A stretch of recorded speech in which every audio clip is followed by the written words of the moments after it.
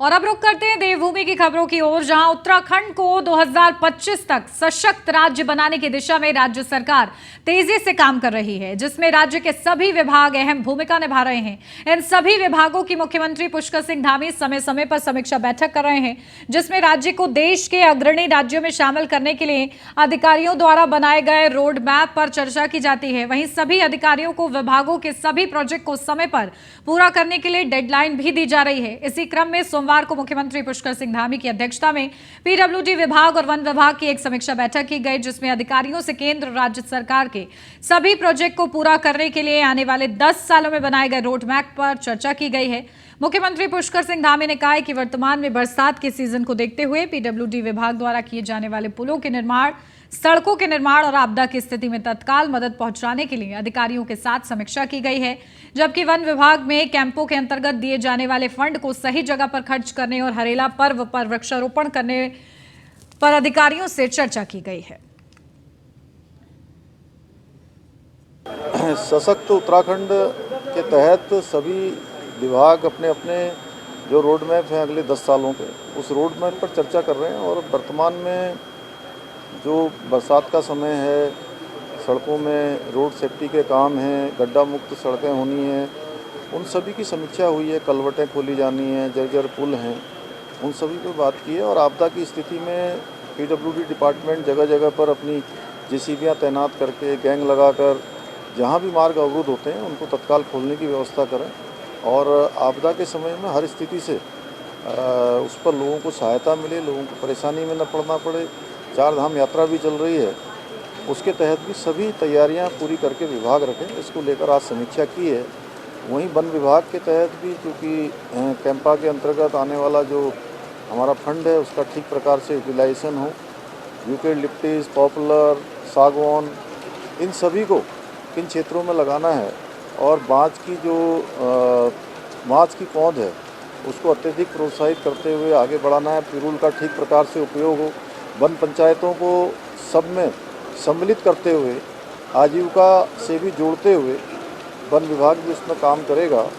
और साथ में जो हरेला पर्व आ रहा है, हरेला पर्व पर एक बृहद रूप से वृक्षारोपण का कार्यक्रम हमारा वन विभाग उसको करेगा। जो सामाजिक संस्थाएं हैं, उन सामाजिक संस्थाओं से भी हम अनुरोध करेंगे, हमारा वन विभाग करेगा, उसकी अगुवाई करते हुए कि सामाजिक संगठन हैं, स्कूल कॉलेज हैं, सभी धार्मिक संगठन हैं, सबको साथ में लेकर वृहद वृक्षारोपण का कार्यक्रम भी चलाया जाएगा। और जो ज़रूरत के हिसाब से वन विभाग के अंतर्गत जो कार्य करवाए जाने हैं, जो वन विभाग की भूमि पर एनओसी जारी होनी है, उसके संबंध में भी चर्चा हुई है कि जल्दी से जल्दी उनको एनओसी मिले, जिससे कि सड़क इत्यादि के जो कार्य बाधित हो रहे हैं उनको तेज़ी से करवाया जा सके। वन विभाग में जो हम लोग पिछले 1 वर्ष से कई क्षेत्रों में जो सुधार की तरफ हम बढ़े हैं, और जिस तरह से वन विभाग को आम आदमी के आजीविका से जोड़ के वन पंचायतों के माध्यम से और इको टूरिज्म के माध्यम से किस तरह हम 2 लाख से ज़्यादा इको टूरिज्म सेक्टर में, और जो हमारे करीबन 11,230 वन पंचायतों से 2.5 लाख से ज़्यादा, 25 लाख से ज़्यादा जो लोग जुड़े हुए हैं, किस तरह उनकी लाइवलीहुड में वन विभाग का योगदान हो।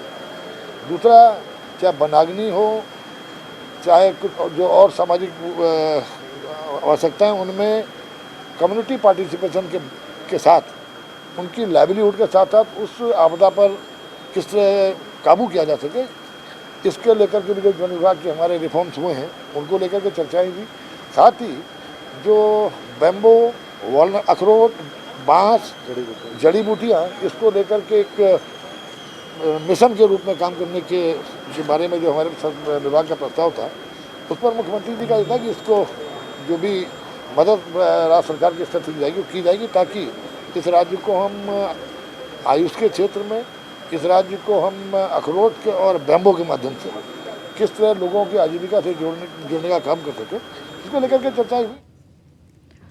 उत्तराखंड में मध्य क्षेत्र परिषद की अहम बैठक होने जा रही है, जिसको लेकर सीएम धामी ने मीडिया को जानकारी देते हुए बताया कि बीते साल ये बैठक भोपाल में हुई और इस बार उत्तराखंड में होने जा रही है। उन्होंने बताया कि इसकी अध्यक्षता गृह मंत्री अमित शाह करेंगे और वहीं राज्य सरकार इस बार सभी महत्वपूर्ण एजेंडा उनके सामने रखेगी। सीएम ने आगे कहा है कि हमारी प्राथमिकता है कि राज्य को ज्यादा से ज्यादा केंद्रीय सहायता मिले, ये हमारी सरकार की पहली प्राथमिकता रहेगी।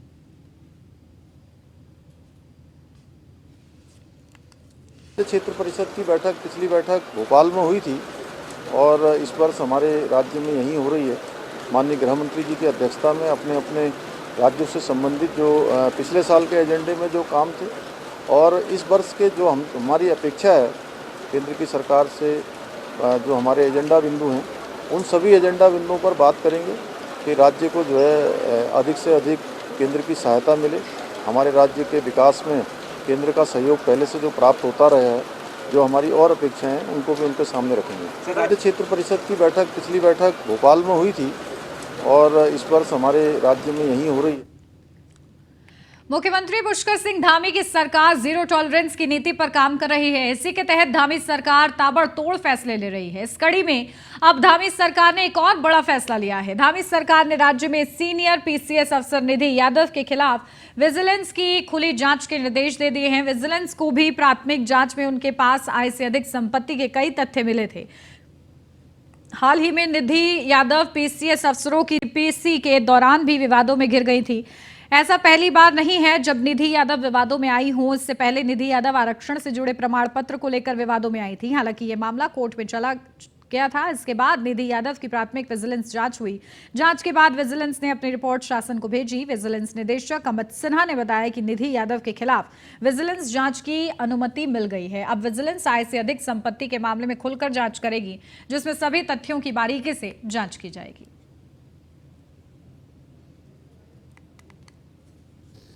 देखिए, हम लोगों ने विगत में एक गोपनीय जांच जो सबमिट की थी उस पर अभी हमें खुली जांच की अनुमति प्राप्त हो गई है। इस खुली जांच को हमने भी देहरादून सेक्टर को अलॉट किया है और उसमें खुली जांच में जो भी तथ्य सामने आते हैं उसके हिसाब से फिर हम आगे की कार्रवाई करेंगे। प्रिलिमिनरी में सर कितने की प्रोसीजर सामने आई थी? देखिए, आय से अधिक संपत्ति की बात थी, कुछ तथ्य सही थे, इसीलिए उस पर हमें शासन से खुली जाँच की अनुमति मिली है और खुली जाँच की में अगर तथ्य पाए जाएंगे तो उससे हमें मुकदमा दर्ज करने की अनुमति भी मिलेगी। देखिए, अपनी विभिन्न मांगों को लेकर बड़ी संख्या में राज्य आंदोलनकारियों ने आज सीएम आवास कूच करने का प्रयास किया। राज्य आंदोलनकारियों का कहना है कि वे 10 सालों से अपनी मांगों को लेकर आंदोलनरत हैं, लेकिन सरकार ध्यान नहीं दे रही है। खास तौर पर जब जो 10% क्षैतिज आरक्षण की मांग है, यह लोग कई वक्त से कर रहे हैं, वह भी अब तक पूरी नहीं हो पाई है, जिसके चलते आंदोलनकारी काफी गुस्से में आक्रोशित भी नजर आ रहे हैं। राज्य आंदोलनकारियों के लिए हम पहले से ही, चूँकि उनकी पेंशन बढ़ाने का मुद्दा हो या क्षैतिज आरक्षण का मुद्दा हो या चिन्हीकरण का हो, उन सभी पर मैंने कहा है इसको देखेंगे। निश्चित रूप में जिस प्रकार से तमाम प्रदेश के उत्तराखंड राज्य आंदोलनकारी इतनी भारी जो बारिश के कारण भी वो हमारी मातृशक्ति वरिष्ठ तमाम लोग आज जो है मुख्यमंत्री आवास घिराव के लिए आए थे, लेकिन जिस सकारात्मक सोच के साथ, जो गांधीवादी तरीके के साथ हम लोग राज्य आंदोलन में थे, उसी गांधीवादी तरीके से आज भी वही मुख्यमंत्री आवास कूच था और मुझे पूरा विश्वास और आशा थी कि माननीय मुख्यमंत्री इसमें वार्ता करेंगे और उसी दिशा में जिला प्रशासन ने और जो भी सहभागिता बनी उस कम्युनिकेशन का ये फायदा हुआ कि आज वार्ता हुई और वार्ता सौहार्दपूर्ण रही, इसमें कोई दो राय नहीं है। क्योंकि मैं आपको पुनः एक बार बता दूं कि पिछले जो 4 साल का पिछली सरकार को जो हमारा कड़वा अनुभव था, उसमें धामी जी ने लगातार सकारात्मक दृष्टि से, चाहे वो राजभवन से फाइल वापस मंगवाने का मामला हो 10% क्षैतिज आरक्षण का, वो समिति बनाने का मामला हो, पेंशन बढ़ाने का मामला हो या चिन्हीकरण का मामला हो, लेकिन उसमें क्या है कि कुछ अधिकारी माननीय धामी जी के कार्यों को पलिता लगाने का काम जिन्होंने किया है, वही बात हमने आज धामी जी से कही कि आप उस 10% क्षैतिज आरक्षण पे एक अध्यादेश ले आएं या जो आप विधानसभा के अंदर उसको लेके आ रहे हैं तो तत्काल उसमें अध्यादेश लेके आएं या एक्ट लेके।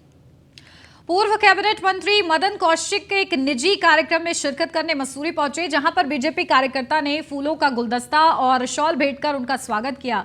कौशिक ने कहा कि प्रदेश में मंत्रिमंडल विस्तार को लेकर मुख्यमंत्री और आलाकमान को फैसला करना है, किसको मंत्रिमंडल शामिल करना है, किसको नहीं। मदन कौशिक ने धामी सरकार के कामों की जमकर तारीफ की है।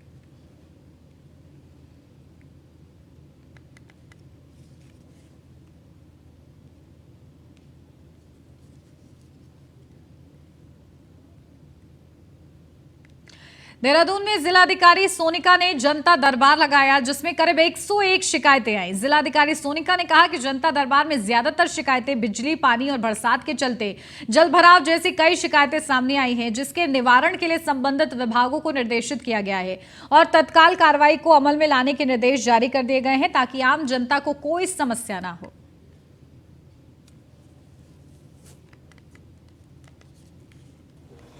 हमारे पास आई हैं और क्योंकि बरसात का सीज़न है तो घरों में पानी जाना या कोई आपदा से रिलेटेड इश्यूज आए हैं आज ज़्यादा, और उसके अलावा स्कूल, शिक्षा और बिजली, पानी, इन सब की शिकायतें हमारे पास। मैंने 101 शिकायत। उत्तराखंड में 13 जुलाई तक भारी बारिश का अलर्ट। नैनीताल, उधम सिंह नगर, अल्मोड़ा और देहरादून में स्कूल बंद कर दिए गए हैं।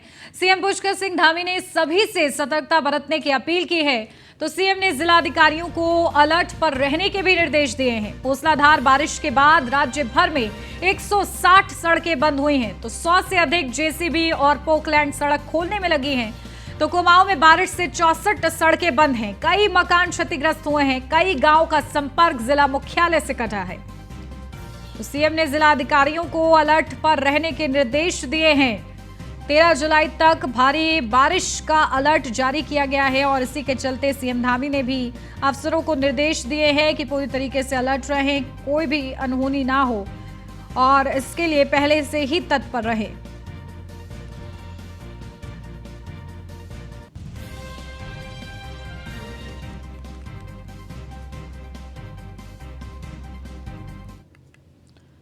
मौसम विभाग के निदेशक विक्रम सिंह का कहना है कि लगातार हो रही बारिश से लैंडस्लाइड और नदियों का जलस्तर बढ़ रहा है, जिसमें नदी किनारे रहने वालों को अलर्ट रहने के निर्देश दिए गए हैं। उन्होंने आगे कहा है कि 11 तारीख को ज्यादा बारिश और लैंडस्लाइड की घटनाएं हो सकती हैं। विक्रम सिंह ने कहा है कि जो लोग संवेदनशील इलाकों में रह रहे हैं वो सावधान रहें और इसके साथ ही 11 को पहाड़ की यात्रा करने से बचें। उन्होंने लोगों से अपील करते हुए बताया कि प्रशासन के निर्देशों का जरूर पालन करें।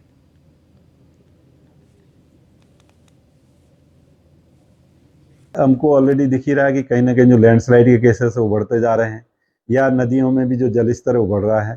तो कहीं ना कहीं जो लोग नदी नालों के आसपास रह रहे हैं उनको सतर्क रहने की ज़रूरत है कि अगर जलस्तर और बढ़ता तो उनको कैसे क्या सुरक्षित अपने उपाय करना चाहिए जिससे कि जान का नुकसान ना हो। इसी तरह जो लैंडस्लाइड के केसेस है वो भी मैं कहूँगा कि 11 को अगर देखें तो जो एक्टिविटी मैक्सिमम जो 11 को ही दिख रही है हमारे यहाँ, तो उस दिन जो है कहीं ना कहीं जो रास्ते बंद होना है उनकी जो संख्या है उसमें बढ़ोतरी होगी अच्छी खासी। और जो लोग ऐसे वनरेबल जगह में रह रहे हैं कि जहाँ लैंडस्लाइड का खतरा है या बोल्डर्स गिरने का खतरा है, तो उनको भी बहुत प्रिकॉशंस उसमें रखनी पड़ेगी। मुख्यमंत्री पुष्कर सिंह धामी ने प्रदेश में लगातार हो रही बारिश को लेकर सभी जिलाधिकारियों को अलर्ट मोड पर रहने के आदेश दिए हैं। सीएम ने सभी विभागों को आपस में सामंजस्य बनाए रखने के लिए कहा है। इसमें आईटीबीपी, एसडीआरएफ, एनडीआरएफ, पीडब्ल्यूडी और आपदा प्रबंधन विभाग शामिल है। सीएम पुष्कर सिंह धामी ने कहा है कि आपदा के समय कभी भी हालात बदतर हो सकते हैं, इसलिए सभी को अलर्ट मोड पर रहने के निर्देश दिए गए हैं। नहीं, बारिश को लेकर लगातार हमने सभी विभागों को, जिलाधिकारियों को, सबको अलर्ट मोड में रहने के पहले से ही निर्देश हैं और लगातार सबको एक दूसरे के साथ समन्वय करना है। इसमें हमारा एसडीआरएफ है, एनडीआरएफ है, आईटीबीपी के लोग हैं, पीडब्ल्यूडी विभाग के लोग हैं, आपदा प्रबंधन के लोग हैं, सभी मिलजुल कर एक दूसरे के साथ समन्वय करेंगे। और जो भी चूँकि बरसात के समय में कभी भी यहाँ पर आपदा की स्थिति पैदा हो जाती है, इसलिए उस स्थिति से निपटने के लिए हर प्रकार से तैयारी की। उत्तराखंड में बारिश से हाल बेहाल है, जबकि प्रदेश के कई हिस्सों में अभी भी बारिश लगातार जारी है। पिछले 8 दिन से हो रही लगातार बारिश के कारण मैदान से लेकर पहाड़ तक लोगों की मुश्किलें बढ़ी हुई हैं, जबकि प्रदेश में 4 धाम यात्रा के लिए आए लोगों की परेशानी भी बढ़ती जा रही है। बारिश के कारण कई बार यात्रा को रोकना पड़ रहा है, जिससे यात्री घंटों सड़कों पर फंसे रहते हैं। सचिव राज्य आपदा प्रबंधन प्राधिकरण रंजीत सिन्हा का कहना है कि बारिश के कारण पूरे प्रदेश में लोगों को परेशानी का सामना करना पड़ रहा है, जिस पर राज्य आपदा प्रबंधन प्राधिकरण नजर बनाए हुए है। उन्होंने कहा है कि प्रदेश में ग्रामीण इलाकों में स्थिति बेहद खराब होती है, जहां पर किसी भी आपदा से निपटने के लिए हमारे सभी तैयारियां हैं। रंजीत सिन्हा ने कहा है कि पर्वतीय क्षेत्रों में लगातार हो रही बारिश के कारण अब तक 200 से ज्यादा सड़कें बंद हैं, जिनमें से 70 सड़कों को खोल दिया गया है, जबकि बाकी सड़कों को खोलने का भी काम जारी है।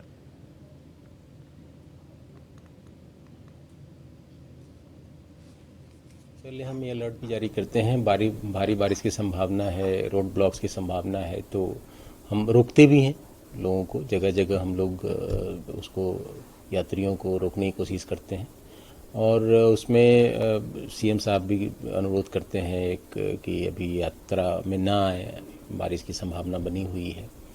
लेकिन जो भी यात्रा कर रहे हैं वो किसी खतरे से ना गुजरें, उसके लिए हम पूरी व्यवस्था हमारी रहती है।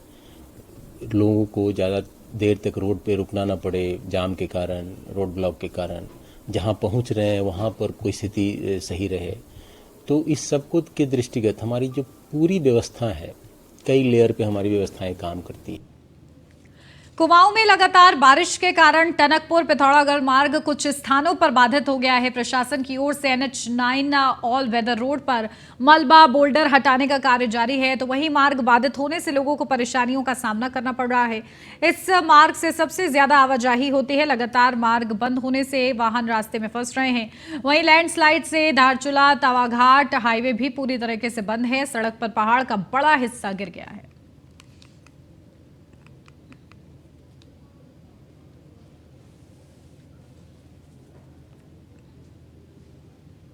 सपेरों का अंतर्राज्यीय चिमटी गैंग को चोरी की बड़ी वारदात को अंजाम देने आए गैंग के 3 बदमाशों को रायपुर पुलिस और एसओजी ने सौड़ा सरौली रोड से गिरफ्तार किया है। आरोपी हरिद्वार जिले में 4 बड़ी चोरियों को अंजाम दिया था और पुलिस ने सभी चोरियों का खुलासा किया है। आरोपियों के कब्जे से चोरी किए गए 12 लाख रुपए कीमत के सोने के आभूषण बरामद हुए हैं और गैंग के सदस्यों पर 12 चोरियों के मुकदमे दर्ज हैं। घटना का खुलासा करने वाली टीम को 25,000 रुपए देने की घोषणा एसएसपी ने की है।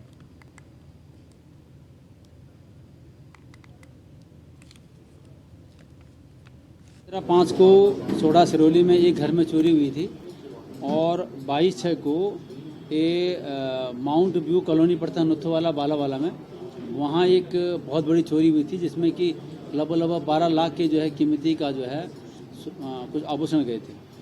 इन दोनों घटनाओं को हमारे एसओजी और रायपुर थाने ने बहुत लग करके मेहनत करके इसमें काम किया। घटना के बाद इसमें जब 6 टीमें गठित की गई थी, 95 हमने इसमें सीसीटीवी फुटेज को खंगालने पर जो है एक हरिद्वार का चिमटी गैंग है। देहरादून में मंदिर में जल चढ़ाने गई एक किशोरी से पुजारी ने छेड़छाड़ कर दी, जिसके बाद जमकर हंगामा हुआ। पुलिस ने आरोपी पुजारी को गिरफ्तार कर लिया है। जानकारी के मुताबिक चुक्खूवाला में स्थित मंदिर में जल चढ़ाने गई किशोरी से मंदिर के ही पुजारी ने छेड़छाड़ की। किशोरी के शोर मचाने पर मंदिर में भीड़ जुट गई। किशोरी के परिजन शिकायत लेकर धार चौकी पहुंचे, जहां सूचना मिलने पर हिंदू संगठनों के पदाधिकारी भी पहुंच गए और हंगामा किया। पुलिस ने पुजारी नरेंद्र सिंह को हिरासत में लेकर मुकदमा दर्ज कर लिया है।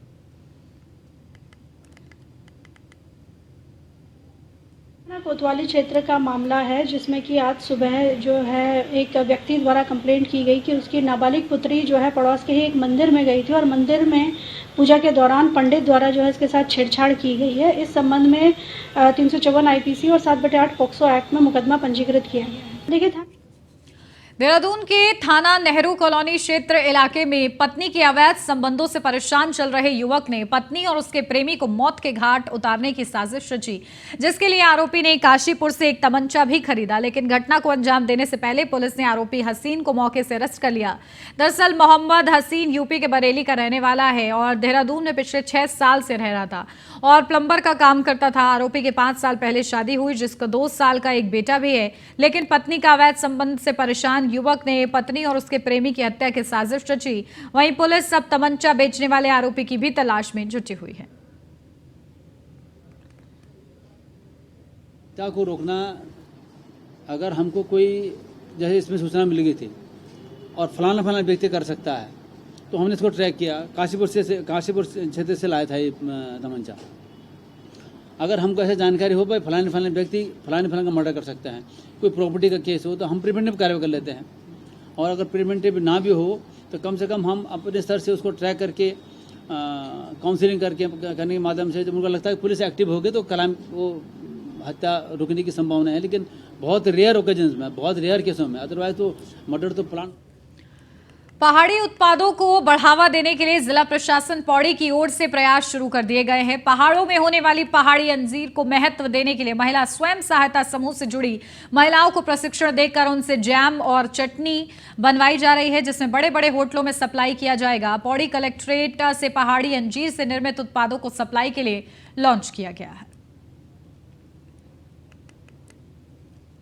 इससे इसमें एक तो ये है कि जैसे पहाड़ी अंजीर पेड़ पहले हम लोग इसके मतलब वेस्ट ही होता था। अब हमें एक डीएम सर के माध्यम से हमें इसके सहयोग मिला और उसके बाद हमने बेडो प्रोसेसिंग का काम जो शुरू किया है। इससे हमारा एक तो ये है कि समूह की महिला स्वयं इकट्ठा कर रहे हैं, अन्य फेडरेशनों से ले रहे हैं, तो हम 30 रुपये किलो उनका दे रहे हैं, तो उनको दे रहे हैं, तो एक तो उनका फ़ायदा है। ऊपर से वैल्यू एडिशन करके हमें इसमें मतलब अच्छा हमें प्रॉफिट मिल रहा है, तो हम लोग महिलाएँ या समूह के सदस्य बहुत खुश हैं।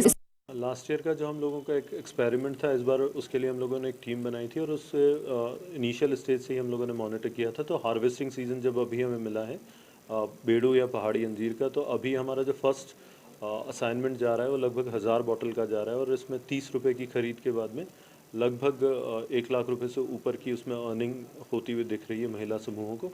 और जो हमारा इस बार का एक्सपेक्टेड टारगेट है, हम शायद 300 से 400 क्विंटल तक इसे प्रोसेस करने वाले हैं और इससे जो इकोनॉमी जनरेट होगी 25 से 30 लाख की इकोनॉमी महिलाओं के लिए जनरेट होगी। साथ ही 5 स्टार होटल में और हमारी जो हिलांस की जो चेन है उनमें हम लोगों ने ट्राई किया है कि इस प्रोडक्ट को ज़्यादा पॉपुलर किया जा सके। और इसी के साथ इस बुलेटिन में बस इतना ही। खबरों का सिलसिला आगे भी जारी रहेगा। आप बने रहिए न्यूज़ 1 इंडिया के साथ।